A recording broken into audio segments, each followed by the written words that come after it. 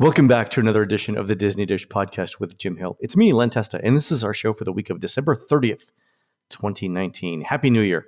On the show today, the news roundup, plus the story of how we hacked Disney's Priceline Express deals. In our main segment, Jim gives us the history of the nativity scene at the Disney Village Marketplace.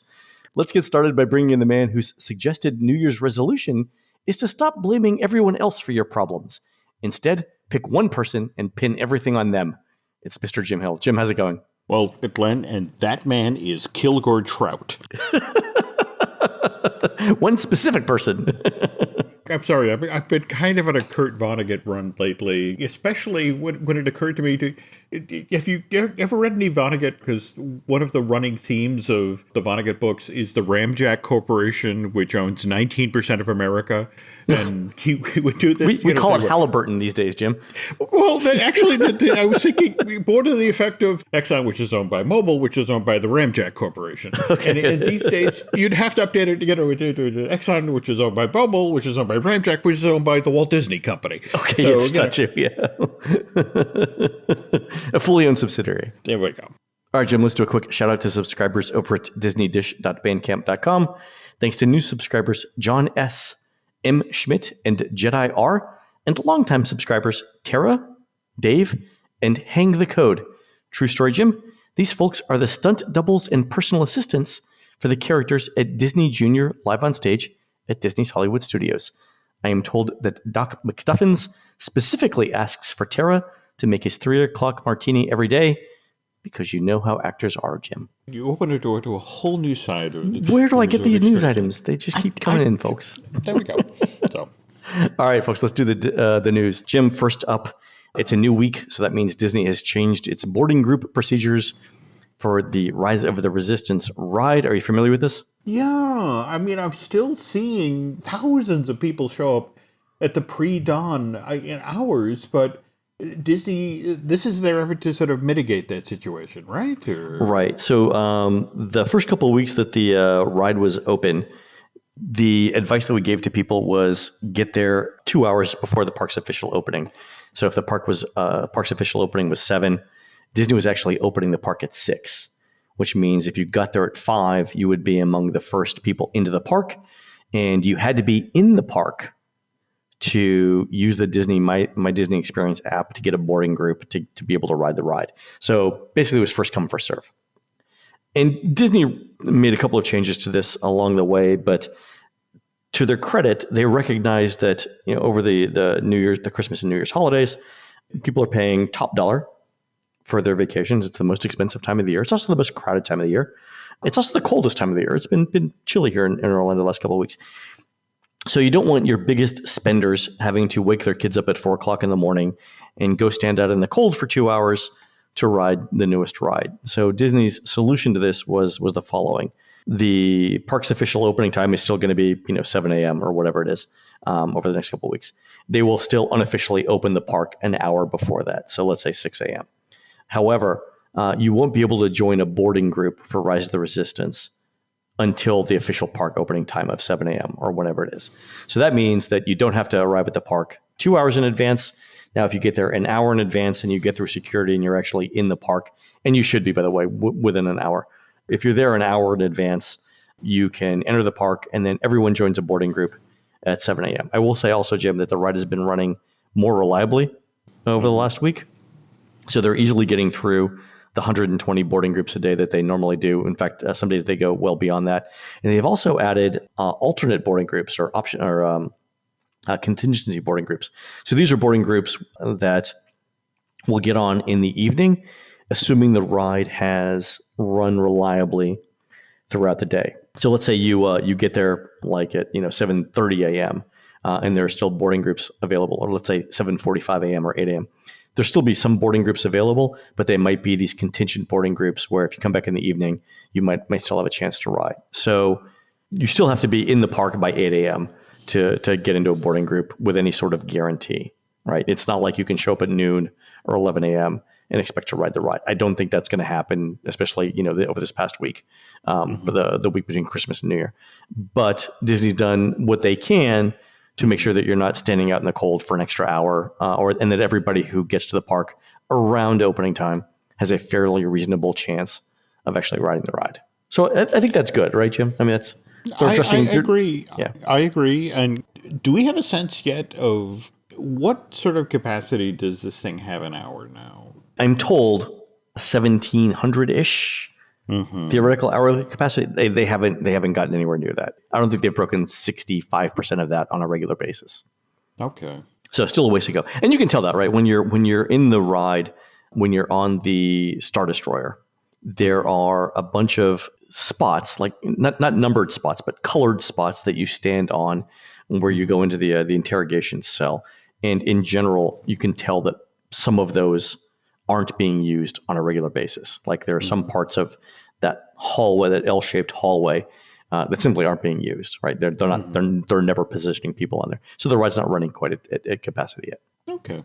January 17th, we've got the Disneyland version opening up. And right. A lot of stuff happening on January 17th. So Disneyland's version opens up. Over here in Walt Disney World, we've got all of the new a bunch of new Epcot stuff coming. We've got the new festival, the 2020 version of the Festival of the Arts. We've got the new Awesome Planet movie. We've got the new Canada movie. Yeah, a lot of stuff going on. All right, Jim. So, by the way, I've ridden rides again. So this past weekend, I got up twice, early both times to go ride the ride. I still think it's a fantastic experience. Each time I'm riding with people who've never seen it before. So it's always great to see their reactions. Everyone that I've ridden with absolutely loves the ride. Have you managed to get both ride paths yet, or? I think I have. So this last time that I went, I went through a standby side I'd never seen before with the extensive queue and everything. So I think I've done both now. Yeah. Okay, cool. All right. So for our next news segment, it's actually a story that we can't tell until now. So I think Jim and I have alluded to this before. There are some stories that we know that we can't tell until after the fact, either because telling the story would reveal our source, like, two people in the world have this information, and if we said it, they would be exposed, or the thing that we're talking about or we want to talk about is still going on, and if we talked about it, it would ruin it for everyone. By the way, Jim, let me pause here. Have you ever seen the XKCD comic? You're familiar with the comic, right? XKCD? Mm-hmm. Okay. So he did this comic one time where he said, this is how computer people imagine an interrogation would go. Yeah, and the interrogation is something like this. Darn, he's encrypted his laptop with 4096-bit RSA encryption. We'll need a supercomputer in a million years to break it. But the reality is, here's a $5 wrench. Go hit this guy in the kneecaps until he gives us the password. Right. That's how things go, right? Yeah, sure. So let me tell you, Jim, the story of how we hacked Disney's Priceline Express deals. As you guys know, TouringPlans uses math and science to save time and money on Disney World trips, right? We've done that for 20 years. That attracts, though, a lot of people who enjoy solving problems the same way. So a great number of our users are, for lack of a better word, nerds like me, right? So over a year ago, I got an email from a TouringPlans user named John, who said he was researching deals on Priceline Express and had discovered an interesting pattern while trying to figure out which Priceline Express deals were for Disney hotels. So a quick recap. Priceline itself works as a hotel booking engine, a lot like Expedia. You put in your dates. It shows you a bunch of hotels with specific dollar amounts for the rates, and you just pick them and book them, right? But Priceline also has this thing called Priceline Express Deals, where they won't reveal to you the hotel name until you've already booked. So it'll say something like, Jim, you're going to Orlando. Here's a 4-star hotel for $128 a night if you book it now. Or here's a 3-star hotel for $75 a night. We won't tell you the hotel name until after you book it, but we guarantee you it's a 3 or 4-star hotel, and we guarantee you this is the rate. Jim, are you familiar with this? Yeah. Nancy and I have used this many times. Okay. So you go through the booking process, and the first screen you enter your dates and where you want to stay. The second screen, they give you a list of choices. Again, here's a 3-star hotel at this price. Here's a 4-star hotel at this price.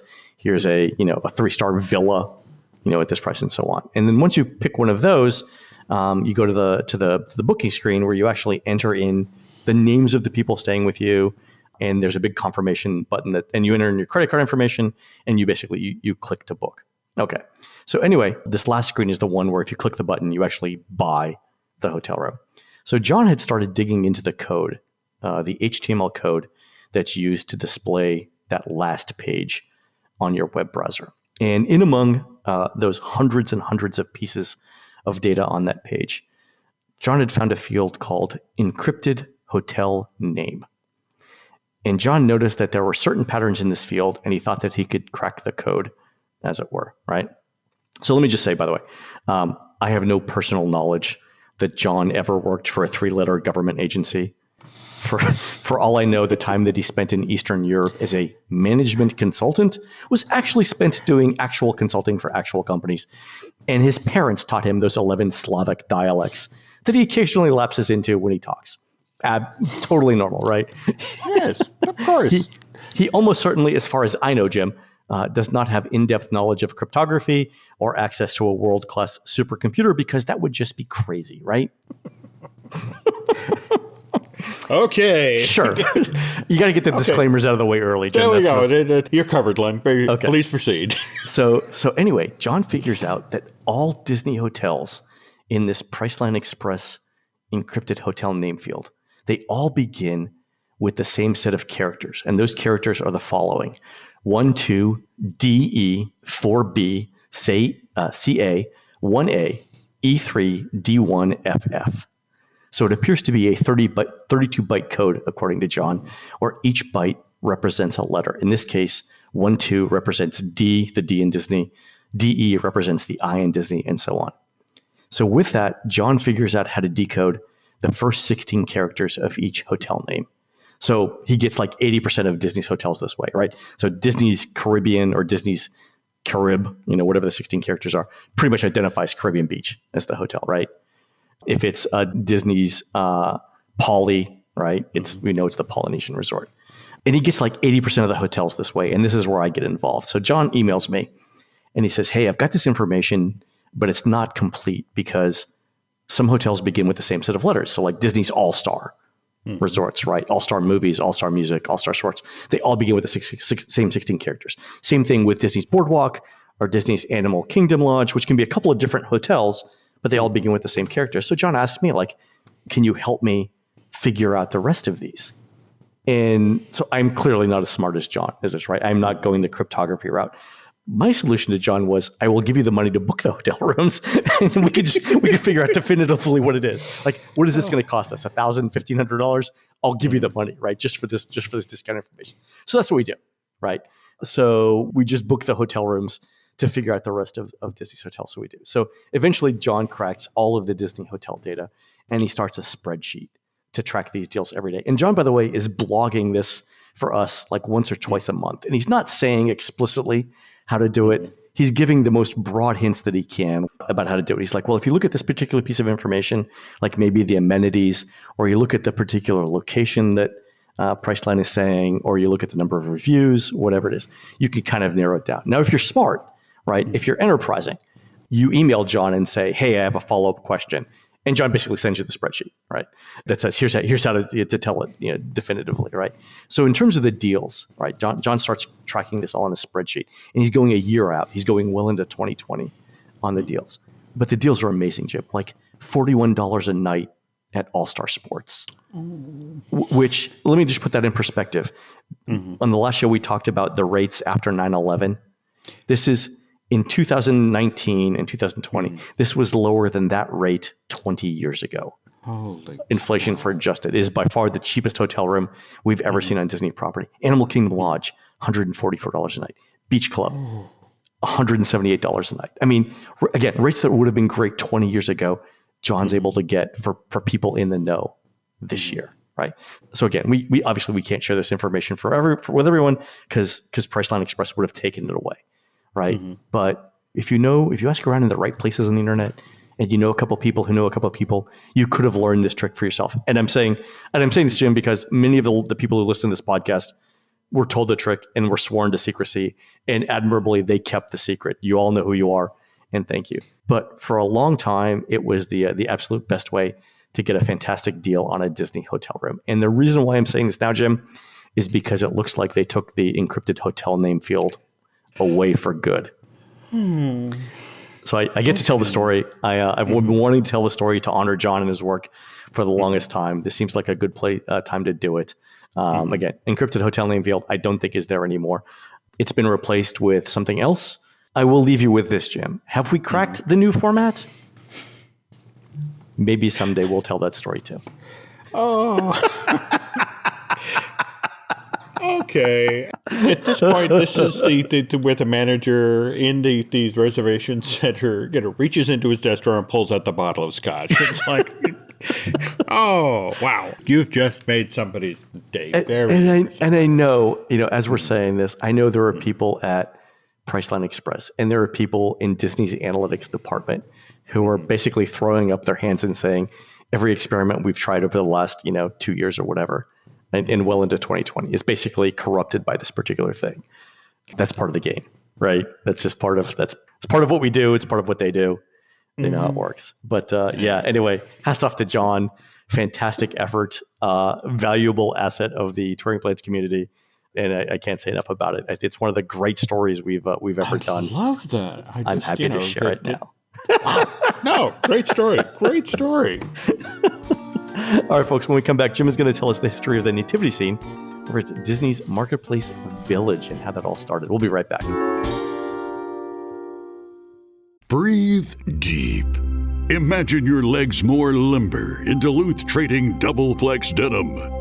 Envision euphorically squatting for that can of suds, bending for your toolbox in a state of bliss, lunging for your laser level on a whole new level.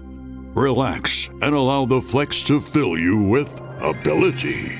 Find your inner flex in Double Flex Denim only at Duluth Trading. This episode is brought to you by LinkedIn. Psst, healthcare pros, word's out, and it's too good to keep quiet. Look, LinkedIn is revolutionizing job hunting, making it possible to search by specialty, shift preference, and salary. Endless scrolling is out. Whether it's a mental health therapist or dental hygienist, finding the perfect role is faster and easier than ever. Head to linkedin.com/healthcare and start your search today. All right, Jim, it is the holiday season, and you are here to tell us a holiday story, right? Well, yeah. I mean, Nancy and I, when we were down in November, did the Christmas tree trail at Disney Springs. Yeah. I mean, very enjoyable. A touch mercenary, but loved the detailing of the trees, and I love the whole notion of you can book ahead for Santa. I mean, in fact, they actually have a system, that the folks running Rise of the Resistance really have to envy. Just that go away, come back, Santa will be waiting. But if we go back all the way to when this retail operation down by the lake started, when it was the Lake Buena Vista Shopping Village, threw open its doors in May of 1975, we had 32 boutiques and handcrafted shops that people really didn't go out of their way to visit for that first year. It was we talked about this previously. It took quite a while for the shopping village to get just the right mix of elements to get not only the folks who were over at the parks to come over and sample it, but more to the point, to get the Orlando locals to drive all the way out to Disney property. Oh, sure. They had a pretty grim fall, particularly at night, guests, and remember, this was back when Disney World actually used to have slow times. Yeah, I remember those days. Yeah, but 32 shops with nobody in them was very depressing. And so it was the notion of, what are we going to do to get people to come over here? And what they decided to do was called the Glory and the Pageantry of Christmas. This was a Renaissance style entertainment where it was a live nativity scene that they built under the Captain's Tower, which you can still sort of see in the center. In fact, I want to say it's over by where Once Upon a Toy was, or is, the new truncated Once Upon a Toy that half of it's been turned into the void. Right. So this is the marketplace area, the original version of the original section of the area. But again, Disney threw everything at this. I mean, the idea was right out of the box for the Christmas of 1975, this was going to be a big deal. We're talking about a cast, 39 players, live animals. They brought the Dickens carolers over from the Magic Kingdom, and this was not White Christmas. This was not It's Cold Outside. This is them singing traditional, Christmas like Little Town of Bethlehem, Away in a Manger, Three Kings, and that sort of thing. And it turned out that they hit upon something that people really, really responded to.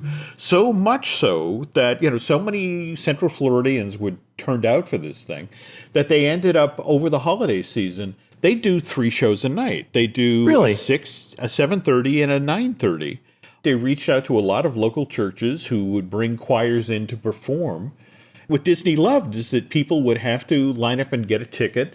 For example, you showed up and it's like, well, day of, you have to come here and pick up the ticket. And it's like, oh, I'm sorry. We only have the 9 o'clock presentation left, but feel free to shop among our 32 shops while you're waiting. And this continued, Len, for 17 years. Wow. This was a holiday tradition for Central Floridians and a lot of folks at Disney World who genuinely enjoyed it, who would go out of their way. This predates the Mickey's Very Merry Christmas Party. Right. This was the first thing out of the box. This had been so successful that when the Empress Lily opens in May of 77, the problem is that they have this elaborate recreation of a paddle wheeler that is just sitting empty during the day. 3 different restaurants, the Empress Lily, up at the top and all that. But all of the space with nothing in it. And the interesting thing is that first year when George Kalogridis, back when, George was sort of a rank and file cast member, he tells the story about how they're like, what are we going to do with this big empty restaurant? And again, we're looking now to get people over to, we've had 2 years now of the Living Nativity at night, but we're not getting shoppers here in the morning. And George is the one who notices, my local fire department does a thing where kids can come in and have breakfast with Santa. Maybe we could do that. And so for the holiday season in 1977, they do a breakfast with Santa on board the Empress Lily. And it does exactly what the Living Nativity did at night. Kids parents show up with their kids. They sit the kids out to have breakfast with Santa and get his picture while mom, goes off and shops. We were just talking on the earlier show about the character breakfast at Topolino. Len, this is where character breakfasts start at Disney. Right. Wow. With Santa. Well, and that's the thing. Come January, it's like, well, Santa's got to go back to the North Pole. And it's if only we had another character. That's it exactly. Where are we going to find those damn characters? That was the thing. The manager at the Empress Lily was so... It's like, I love this revenue stream. Can we keep this going? And it's, well, let's try it with a character. And if you remember, at the absolute height, the Empress Lily was wanting, 3 seatings a day? 4 seatings a day? Yeah, that's a lot for breakfast. For character breakfast. Brunch, yeah. Yeah, but as happens, all good things have to come to an end. And in the case of the Glory and the Pageantry of Christmas, it's moved from under the captain's tower to the dock stage. And, it's running nightly right up until December 24th. But what ends up happening is that Disney makes a decision that the candlelight procession, which has been presented at the Magic Kingdom since 1971, it's like, but we have to do it around the train station, and it's a big pain in the butt. And meanwhile, we are looking to create more ways to get people to go over to Epcot. And remember, Epcot 94 is when they brought in the interventions idea, and so we're trying to fix Epcot. Why don't we try moving the candlelight procession over from the Magic Kingdom to Epcot? And then it became a question of, okay, well, we're already using Magic Kingdom resources for the Living Nativity. I mean, we've got our Dickens carolers that we send there, and they made the mercenary choice that all right, if we're going to do a Christmas show, and we're really going to put our promotional might behind Candlelight Procession and making this into a thing for Epcot, we should probably shut down the Nativity, and that's what they did. Right. Drive people into a theme park where they've got to buy tickets to see it. There you go. All right. The way they decided to replace it was with Tropical Santa. Oh, that's a whole other story, Jim. Yeah. So, yeah, that didn't last all that long. And what I love is that, it only took them another 25 years, from 94 to, 2019. Well, actually, I think Christmas Tree Trail started in 2017. But here they have. They've got their brand new thing. And based on the lines I encountered back in November, the locals are definitely coming out for this thing at Disney Springs. So, oh yeah, definitely. It's still very popular. I was at Springs the last couple of nights. I've been there, taking people around, and the one weekday wasn't very busy at all. And I think it was the night of the night when the Magic Kingdom was not having a Christmas party. But then the next night, when the party was on, it completely packed. Like basically, it might as well be New Year's Eve, and also it helps that people were doing their holiday shopping and things like that. So. But I will say, having attended a Glory in the Pageantry of Christmas, it was an impressive show, but it was also a slow show. Yeah. It was literally one of these things where they would bring, with each individual player that joined the nativity scene, and, somebody would walk on stage with a live camel or, a live donkey, and then they would perform another song. And it just sort of... At the point you're 45 minutes in, it's like, how many wise men are there? Do all three wise men need a speaking role here? Can we cut this down to 2? There we go. But that's it. It was very well done in a weird sort of way. After spending a day at a theme park, it was a great palate cleanser, and it kind of reminded you of how does they say it? The reason for the season. Exactly. There's a couple of folks who videoed it, and like I said, just if you got 30 or 40 minutes.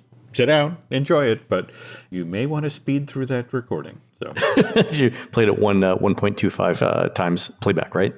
There we go. So, all right, Jim, great story. Thanks very much for it. All right, folks, that's going to do it for the Disney Dish show today. Please head on over to disneydish.bandcamp.com, where you'll find exclusive shows never before heard on iTunes. We're produced fabulously by Aaron Adams, who's playing banjo and slide guitar at next week's Mountain High Music Festival in Crested Butte, Colorado.